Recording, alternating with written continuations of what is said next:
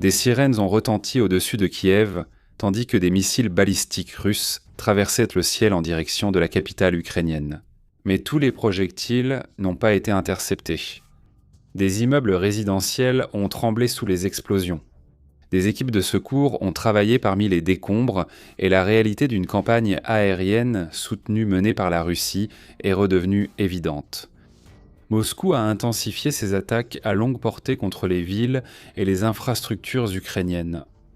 Lors des offensives récentes, des dizaines de missiles balistiques ont été tirés en quelques heures, souvent combinés à un grand nombre de drones.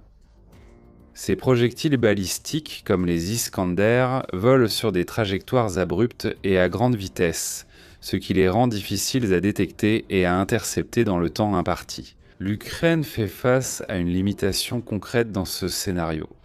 Il y a une pénurie de missiles intercepteurs spécifiques pour les menaces balistiques. Parmi eux, le système Patriot, l'un des plus performants contre ce type de cible, qui dépend principalement des missiles Pak-Pactre. Sans une quantité suffisante de ces intercepteurs, les batteries ne peuvent pas engager toutes les menaces simultanément. Surtout lorsque la Russie lance des salves plus importantes en une seule nuit.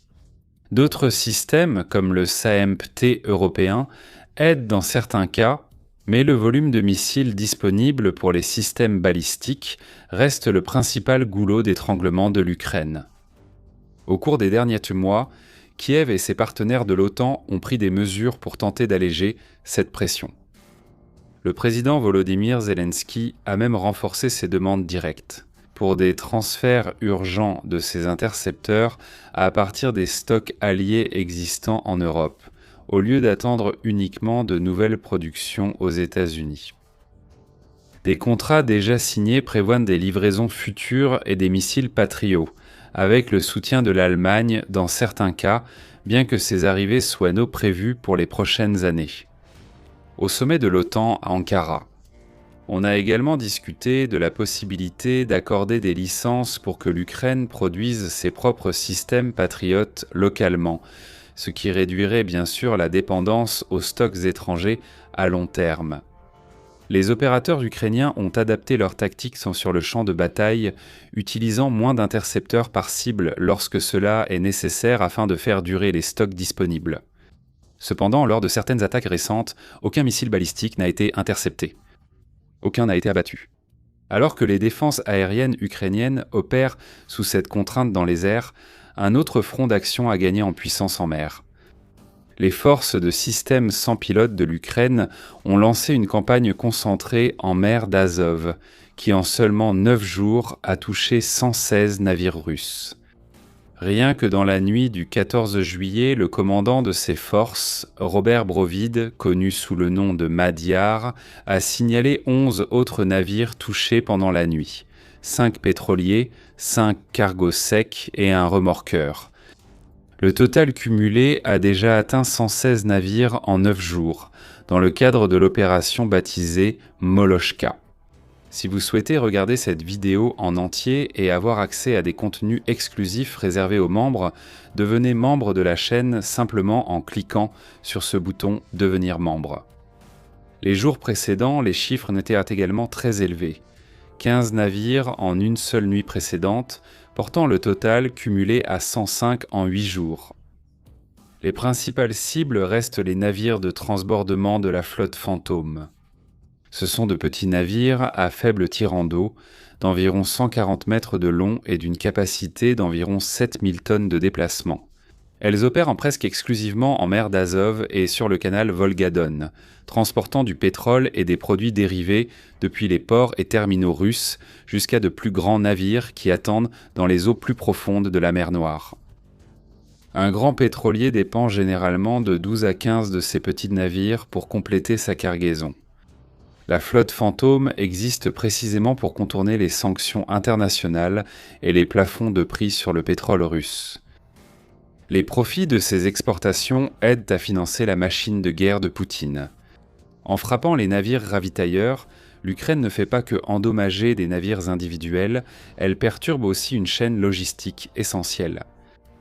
Le commandant du groupe a souligné que cela limite l'approvisionnement en carburant pour la Crimée occupée, où les itinéraires alternatifs par route et par chemin de fer subissent également une pression constante des attaques ukrainiennes. Ces attaques sont menées avec des drones des unités de systèmes non pilotés Magyar, qui opèrent à une échelle industrielle dans cette région peu profonde. Des vidéos diffusées montrent des impacts directs, des embarcations en flammes et des remorqueurs tentant de retirer les navires endommagés. L'opération a été très systématique et, lors de nuits consécutives, des dizaines de cibles sont engagées. Lors de l'une de ces actions, 73 impacts effectifs ont été enregistrés en une seule nuit contre un groupe de navires. L'Ukraine, de son côté, défend ses attaques en affirmant qu'elle vise des cibles militaires légitimes. Les navires de la flotte fantôme soutiennent directement l'effort de guerre en générant des revenus et en maintenant l'approvisionnement des troupes et des infrastructures occupées. Dans une lettre à l'Organisation maritime internationale, le vice-premier ministre Oleksiy Kouleba a rejeté les accusations russes de terrorisme. Il a rappelé que la Russie a attaqué 59 navires marchands depuis le début de l'invasion à grande échelle. La Russie, de son côté, qualifie ces actions d'attaque terroriste contre la navigation commerciale.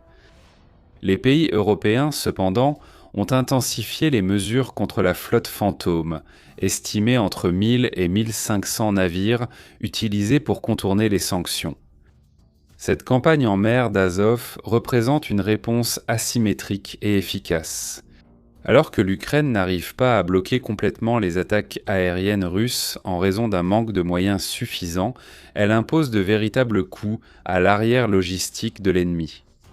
La Crimée qui dépend des routes maritimes pour le carburant et les approvisionnements après les dommages subis précédemment par le pont terrestre, en ressent les effets. Le nombre de navires touchés en si peu de temps démontre la capacité de production et d'opération des drones ukrainiens dans ce domaine. Observant le chaos économique et l'échec de ses défenses, le président russe, Vladimir Poutine, a déclaré que la Russie allait poursuivre et intensifier ses actions contre l'Ukraine.